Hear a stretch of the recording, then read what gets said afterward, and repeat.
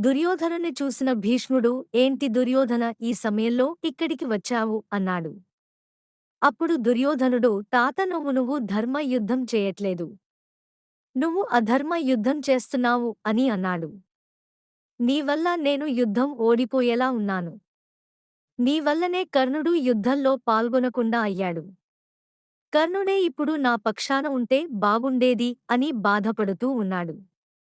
నువ్వు నన్ను అధర్మ యుద్ధం చేస్తున్నాను అని అవమానిస్తున్నావా అని అడిగాడు. మరుసటి రోజు యుద్ధం మొదలైంది. భీష్ముడు కోపంతో పాండవుల సైన్యాన్ని చంపుతూ ఉన్నాడు. భీష్ముడు ఆ ఒక్కరోజే 2,00,000 మంది సైన్యాన్ని చంపాడు. అది చూసిన కృష్ణుడు భీష్ముని రథానికి ఎదురుగా అర్జునుని రథాన్ని తీసుకువెళ్లి పెట్టాడు. ఇద్దరు ఎదురుగా బాణాలు వేసుకుంటున్నారు, కాని అర్జునుడు మాత్రం భీష్ముడికి తగలకుండా పక్కకు వేస్తున్నాడు. కాని భీష్ముడు వేసే బాణాలు వచ్చి శ్రీకృష్ణుడికి తగులుతున్నాయి. అది అంతా చూసిన కృష్ణుడు, ఏంటి అర్జున, నువ్వు చంపకుండా అలానే చూస్తున్నావు అని అన్నాడు. బాణాలు సరిగా వెయ్యి అని అర్జున్ని హెచ్చరించాడు. అయినా కూడా అర్జునుడు అలానే చేస్తూ ఉంటే ఓపిక నశించిన కృష్ణుడు రథం మీద నుంచి దిగి పక్కనే ఉన్న వేరే రథం యొక్క రథచక్రాన్ని సుదర్శన చక్రంలా చేసి భీష్ముని మీద విసిరిపోతుంటే అప్పుడు వెంటనే అర్జునుడు శ్రీకృష్ణుని, అర్జునా, నువ్వు అధర్మ యుద్ధం చేస్తున్నావు. నీ ఒక్కడి వల్ల పాండవులు ఓడిపోవాల్సిన సమయం వస్తుంది, నన్ను ఆపకు అని అన్నాడు. అప్పుడు అర్జునుడు, నువ్వు ముందే ప్రమాణం చేశావు, యుద్ధంలో నేను ఆయుధం పట్టను, యుద్ధం చేయను అని చెప్పావు. మాట తప్పావు అంటే ఈ సృష్టి ఉన్నంతవరకు నీకు అపకీర్తి కలుగుతుంది. ఈ సమావేశం జరుగుతూ ఉండగానే రాత్రి అయింది. ఒకే ఒక్కరోజే భీష్ముడు మన పాండవుల సైన్యంలో 2,00,000 మంది సైన్యాన్ని చంపాడు. మీరు ఇలానే వదిలేస్తే పాండవుల ఓటమి తథ్యం. అందుకనే భీష్ముణ్ణి చంపాలి అని. చావేలేని భీష్ముణ్ణి మనం ఎలా చంపగలం? తను చావాలి అనుకుంటే తప్ప తనకి మరణం లేదు. యుద్ధభూమిలో యుద్ధం చేయకుండా ఆపడం ఒక్కటే దీనికి పరిష్కారం. ఇది నీ కర్తవ్యం, నువ్వు భీష్ముడి దగ్గరికి వెళ్ళి అడుగు అని శ్రీకృష్ణుడు పంపించాడు. పాండవులు అందరూ కలిసి భీష్ముని గుడారం దగ్గరకు వెళ్లారు. అందరినీ లోపలికి ఆహ్వానించాడు. అప్పుడు ధర్మరాజు, భీష్మ పితామహు, యుద్ధం మొదటి రోజు విజయోస్తు అని మమ్మల్ని నువ్వు ఆశీర్వదించారు. మేము యుద్ధం గెలవాలి అంటే మీరు ఆయుధం ముట్టకూడదు. మీరు ఆయుధం ముట్టకుండా ఉండాలి అంటే ఏం చేయాలో సెలవివ్వండి అని అడిగారు.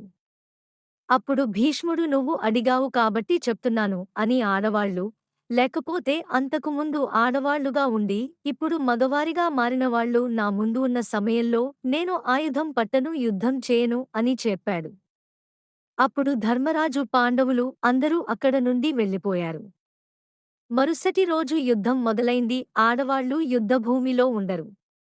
రెండవది, మొదట ఆడవారిగా ఉండి తర్వాత మగవారిగా మారినది ఎవరు అని ఆలోచనలో పడ్డారు. అర్జునుడికి భీష్ముడికి యుద్ధం మొదలైంది. ఇద్దరు పోటాపోటీగా బాణాలు వేసుకుంటున్నారు. వీళ్ళిద్దరి మధ్యలో అడ్డుగా ఒక వ్యక్తి వచ్చి నిలబడ్డాడు. అతనే శిఖండి. భీష్ముడు శిఖండిని చూసి తన చేతిలో ఉన్న బాణాన్ని విల్లుని కింద పడేశాడు. వెంటనే ఒక బాణం వచ్చే భీష్ముడి గుండెలో గుచ్చుకుంది. భీష్ముడు ఆ బాణం పట్టుకుని అంబా అని పలికాడు. అంబా అంటే ఎవరో కాదు, భీష్ముడు మహాభారతం యుద్ధం మొదటిలో అంబా, అంబిక, అంబాలిక అనే ముగ్గురు మహారాణులను ఎత్తుకు వచ్చాడు.